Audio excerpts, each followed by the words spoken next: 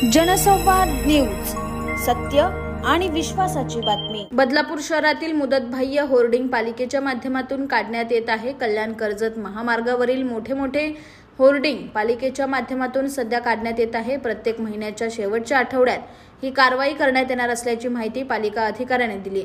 बदलापूर पालिका हद्दीतील अनधिकृत दुकानं आणि फेरीवाल्यांवर काही दिवसांपासून कारवाई सुरू आहे।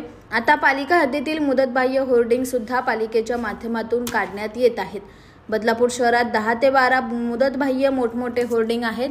शहरातील फेरीवाल्यांवर कारवाई झाल्यानंतर आता अनधिकृत होर्डिंग पालिका उतरवत आहे। मागील काही दिवसापासून या अनधिकृत होर्डिंगवर जाहिरातबाजी केल्याने पालिकेला भुर्दंड बसत होता। मात्र आता हे होर्डिंग सुद्धा काढण्यात येत असल्याने अनधिकृतपणे बॅनरबाजी करणाऱ्यांना चाप बसणार आहे। पालिकेचे मुख्याधिकारी मारुती गायकवाड यांच्या मार्गदर्शनाखाली ही कारवाई सुरू आहे।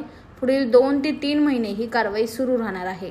जनसंवाद न्यूज, सत्य आणि विश्वासाची बातमी। आजच सबस्क्राइब करून बेल आयकॉनला क्लिक करा आणि पहा ताज्या घडामोडींचा अचूक अंदाज आपल्या मोबाईलवर।